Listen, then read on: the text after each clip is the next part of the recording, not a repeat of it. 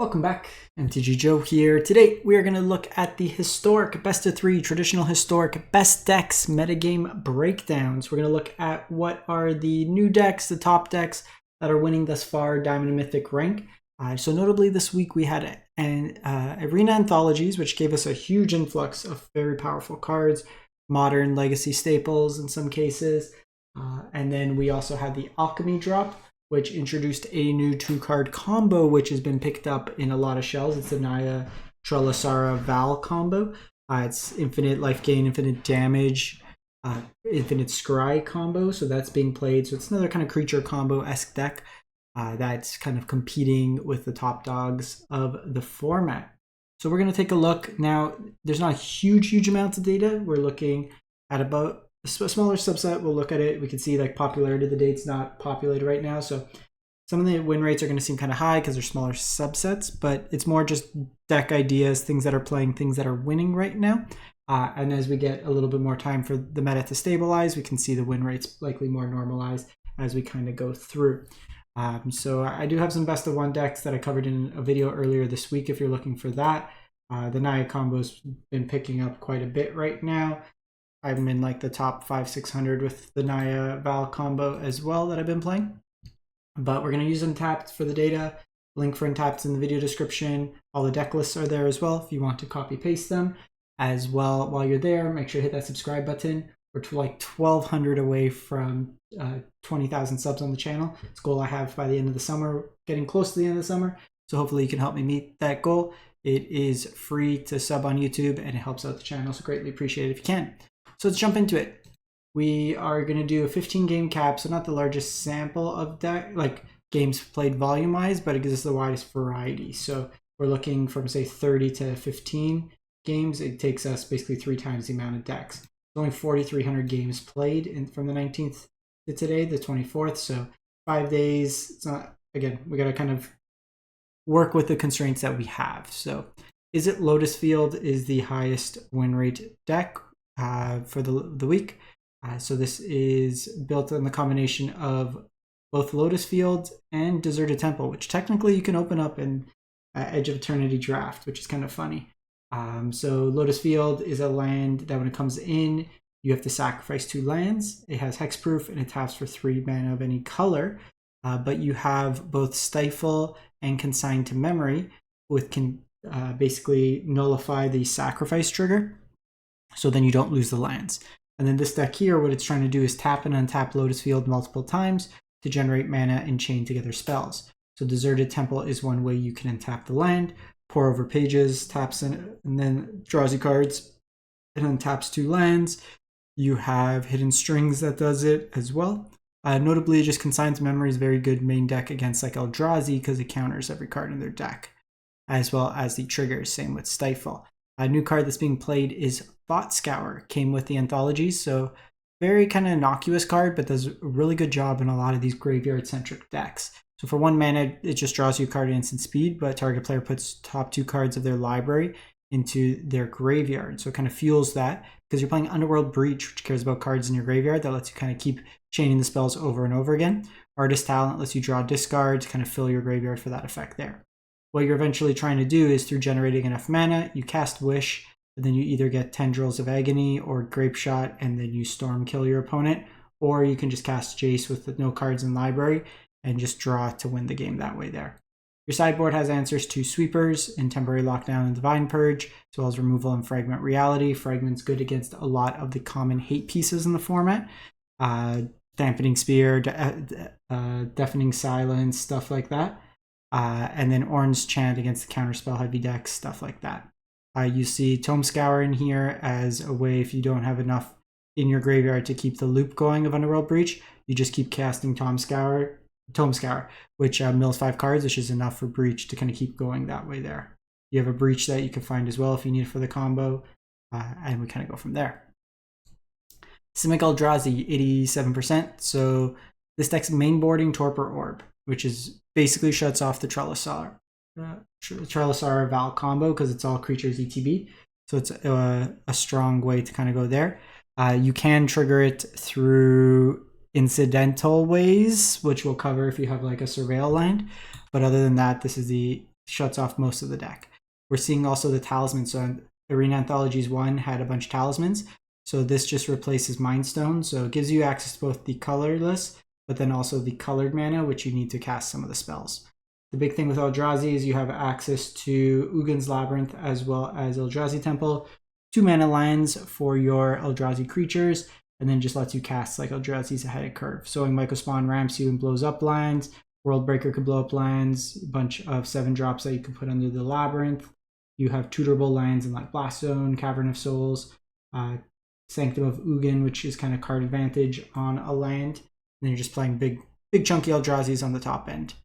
Your sideboard, you have Bojuka Bog, which is tutorable graveyard hate. Against like some of the more aggressive decks, you have Sire, which can help you stabilize. Dismember as removal. Waterscape Battlement can blow up artifacts, enchantments, or bounce creature to hand. Consign for the Mirror. Chalice of the Void for like the Lurrus decks, stuff like that. Gruul Eldrazi, 83%. So this one's a little bit more of an aggressive slanted version. We still have some of the bigger drops, but this one here, Thought-Knot Seer, coming down as early as turn 2, takes away a card out of your opponent's hand. You have Eldrazi Linebreaker, which gives a creature plus X power, where X is the number of Eldrazi you control, as well as haste until end of turn. So in and of itself, can just push through a bunch of damage or trample, or any of your other creatures. Glaring Fleshraker, whenever you cast a colorless spell, you create a Eldrazi spawn token, and whenever a colorless creature enters the battlefield, deals damage to your opponent. It That Betrays helps you kind of ramp in a way to your bigger drops, and then gives all your colorless spells, including your spawns, +1/1, so they can attack in. Kozilek's Command also plays nicely with both That Heralds, making you a bunch of bodies, as well as pings with the Fleshraker. Main board Chalice in this one here. I have a couple of Ugins on the top end. Pretty much the same sideboard kind of configuration. Bojuka Bog, Dismember, Waterscape, Torpor Orb, Stonebrain for combo decks, Ratchet Bomb for tokens, Low to the Ground decks, Flute for kind of like activated abilities, stuff like that, Back to Nature for enchantment decks, and like Auras, Meltdown for the affinity decks. Speaking of Boros, we have Boros Auras. So I actually think right now, if Trelasarra is very popular, you should be playing Hushbringer in the main over Amped Raptor. Hushbringer is another way to shut down that deck that largely doesn't impact you. We're not going to go too deep into this deck. It's been the same deck for months on months now, but basically throw Auras onto Light Paws, Core Spirit Dancers to draw cards, or tutor up Auras and then kill your opponent that way there. Sideboard, like I said, I would just bring the Hushbringer's main. You could bring an Amped Raptor if it's the grindier matchup, stuff like that. Eldrazi, you can play it that way. But if you're running into a lot of the Trelasarra combo, play Hushbringer main. All right, so we have 3 versions of the Naya combo deck we're going to look at. Not sequential, but I want to group them together to take a look. So the first of the 3 that we're going to be looking at is this one here, 83%. So the combo, for those unfamiliar. Trelasarra, whenever you gain life, you put a counter on it, and then you scry. Val says whenever you discover, investigate, scry, surveil, or seek, it deals 1 damage to each opponent. You gain a life, which scries, gains you a life, scries, gains your life, scries, and then you deal infinite damage. So with this here, you have both Chord of Calling and Green Sun Zenith that allows you to find your combo pieces, as well as kind of the third piece. So either you can have things like Prosperous Innkeeper to gain you a life, you have Sky Shroud Lookout, which both can find you at least half the combo in Trelasarra, but also when it seeks, it can trigger the combo to go. You have Rebel Belt Maverick, which can trigger the combo. Cameo Safekeeping is both protection effect, but also gains you life, which triggers the combo as well. So just a bunch of ways to trigger the combo. You'll see 1 Commercial District, which triggers the combo. So there's a lot of ways to kind of go off with that. Giver of Ruins is protection in the deck. Fragment is removal. A new Alchemy card in Thought Partition. Think of it as like a Thought Seize that instead of them discarding, it becomes white and has a mana cost perpetually of 5 mana. Sideboard, Haywire Might, Artifact Enchantment Hate, deals a lot of common hate pieces. Deafening Silence versus kind of Stormy-esque decks. Meltdown for affinity. Mother of Ruins as protection. So this versus Giver. Giver gives you protection against colorless, but can't target itself. Mother of Ruins can target itself. Play with Fire is an interesting one, just being cheap removal, but you're better off playing things like there's Flame Slash now, 1 mana to deal 4. Outland Liberator just deals artifacts, enchantments that you can tutor with Green Sun. Scavenging Ooze is Graveyard Hate, you can tutor with Green Sun. And also it's Scavenging Ooze because its ability gains you a life, which can trigger the combo. Then we have another Naya version. So this one's a Birthing Ritual one. So kind of the Sam combo, but taking out Samwise Gamgee and Cauldron Familiar and the sack effects. You still have Bombardment for Johnny and Amped Raptor that can help you dig. You have Trelasarra, Val. You have Unlucky Witness and Trap Finder that can be sacked to kind of go from there. Mardu Devotee is an interesting one because it both helps you fix your mana. Not green mana, but at least your other two colors, but it sets you up to scry. In the Alchemy, like Mobilize deck, I play this as a 4-off to fix the mana, but it also, when you're playing a deck where some cards are just critical to hit, the early scry goes a long way to setting you up the draws. This is also a way to scry, which triggers the combo as well.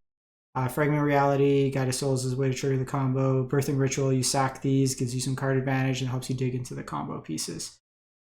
So what I don't fully grasp with this one, the need. So Gemstone Caverns, if you're on the play, and this is in your hand, you can discard a card and put Gemstone Caverns into play, kind of like a ley line. Gets you ahead on mana, but you lose a card here, and I don't think it's worth 4 sideboard slots to do this effect. It's not like you're like a Dark Ritual deck that wins on turn 1. And I don't know. I think there's just better sideboard options to kind of play. Thought Partition, Surgical for combo hate, Seam Rip deals with like most of the hate pieces, as well as like Lurrus, pretty much every card in Lurrus decks. Meltdown as cheap removal for Affinity. This one is from Altrex from MTG Arena Zone. They got up to Mythic 20 with it. He put out an article on his YouTube as well.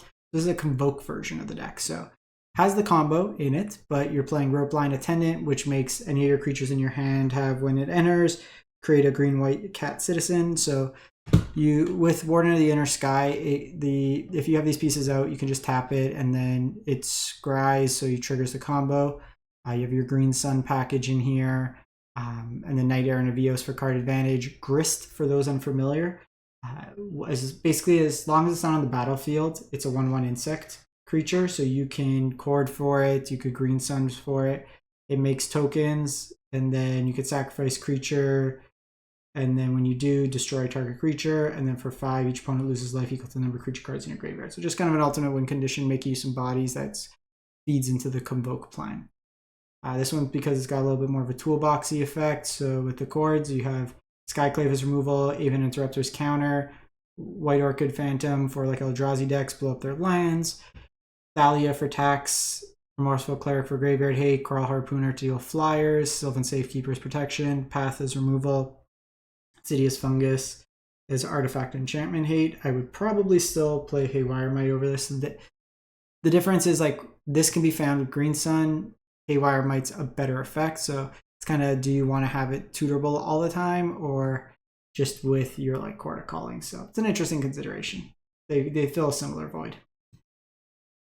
We have Grixis Reanimator. So this deck here, we got a couple new cards. So Life Death, you're playing it for death. Death is basically Reanimate, but for 2 mana. Return target creature from the graveyard, you lose life equal to its mana value. So you can reanimate Atraxa. We don't have Entomb in the deck, but Faithless Looting, we have Thought Scour as ways to kind of put cards into your graveyard. You also have an Earth for your smaller stuff.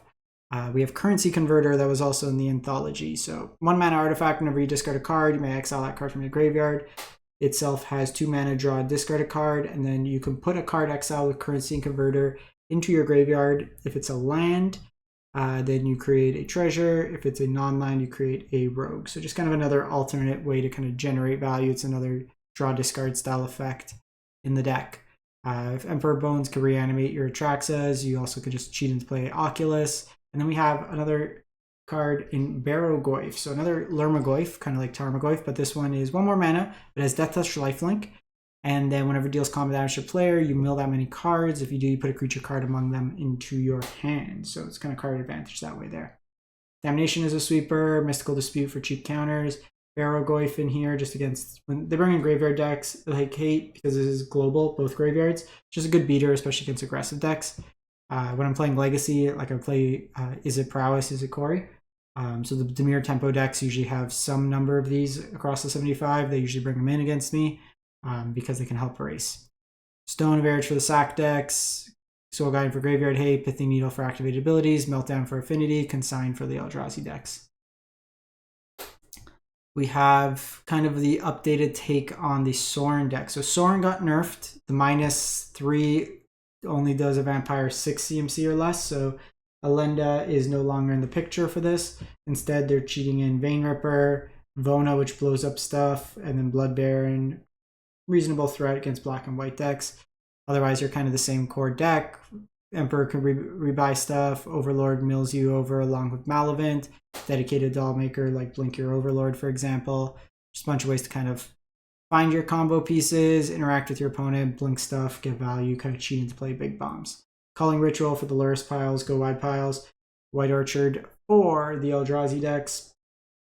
Playing, Mana Confluence. Peddler for more hand hates, along with Thoughtseize. Sack decks, catch-all removal, low to the ground removal, artifact enchantment hate. Boros Energy, so this is not quite a Jengantha version. You could play Jengantha if you're not playing Brotherhood's End, but they're opting for no Jengantha here. So this one is a non-Lurrus version, so you have both Flage as well as Fable and Mirror Breaker. Pretty stock-like energy list otherwise. Discharge, Esper Sentinel. Notably, you'll see some of the lower the ground ones play Voice of Victory in the main, 2 to 3 of. Good against kind of counterspell decks. The tokens are red for Johnny. It's got Obla Bombardment fodder, but a little bit more interaction in the main. Sideboard, you have Wear Tear, Artifact Enchantment Hate, Clarion Conquer, anything with like activated creature abilities, Karn decks, Mono Green Devotion if you run into it, which is not as common anymore. Anything of that nature. Sweepers and Brotherhood's End, both for artifacts or low to the ground creatures. Dampening Sphere for any Storm style decks. Stone for sack decks. And Pithing Needle. So for creature and opponent control. So this isn't symmetrical, so your Ajani still work. Activated abilities with the Needle. We have Corey Wizards. So Corey Steelcutter got nerfed in Alchemy, and it carries over to Historic. So basically the creatures no longer get the power boost, and they no longer get trample. Everything else with the card same. In Alchemy, it's still fairly strong. I got quite a few 7-0s just testing to see, is this nerf really enough to nerf it? Again, I play this deck in Legacy, so I like playing Corey decks. But otherwise, you're just playing your Wizard package, Symmetry Sage, Soulscar Mage, Arcanist, Valmore over Slickshot because it gives you things trample. I would play Mentor's Guidance over Expressive Iteration. Mentor's Guidance draws you cards. Expressive Iteration, because you have to spend the card like a card that turn, it's harder to use it in multiple, like when you flash it back, especially on early turns where you might need to just kind of hit a land drop as opposed to just keeping cards in hand. So if you're teaching haste out something, which is really good with the Arcanists. I would even consider, if you want to play this starting town, just play Mana Confluence. I don't know. To me, this card, I really don't like it. I would just play more Fiery Islets, some basics if you want. The reason being is, like, if you draw this outside of your openers, it's not good. And if you miss a line drop, I have a rational hate for starting town. Combo decks, you have Surgical Extraction, Stone of Eris for sack, Spell Pierce, Cheat Disruption, Shove Aside for the creature decks, and then Consign to Memory. You might want Into the Flood Maws, just a way to kind of have catch-all coverage, especially against bigger stuff as well. We have Dimir Affinity. So with Affinity, there's a few different shells you can look at. This is the one that's popping up right now. There's Azorius, there's Izzet, that can also show up in some numbers. Again, the core kind of concept's the same. It's a blue-based deck that splashes second color. The notable thing is we got the remaining artifact lines, so you can play any color in that case. So with this deck here, when you establish Affinity, cards get cost reduced. So Thoughtcast and Thought Monitor will both cost as little as 1 mana. Very easy to flip Tameo. You have Emery. This one here is only playing 1 Mox Amber, which seems a bit low.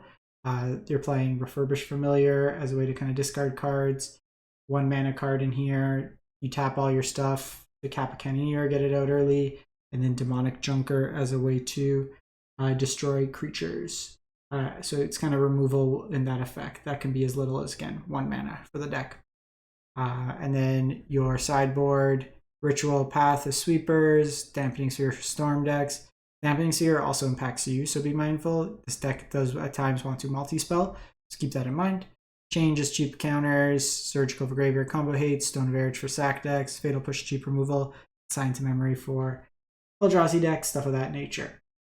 All right, so Zoomer Jund. I cannot attest how good this deck is, but if you are fond of Tarmogoyf and friends, then this might be the deck for you. So we got Disa the Restless. Disa is a 5-mana commander card that is legal in the format. So whenever a Lurmagoyf card is put into your graveyard from anywhere other than the battlefield, you put it onto the battlefield. Whenever one or more creatures you control deal combat damage to a player, you create a Tarmogoyf token. So you have Pyrogoyf, which is a 4-mana Tarmogoyf variant.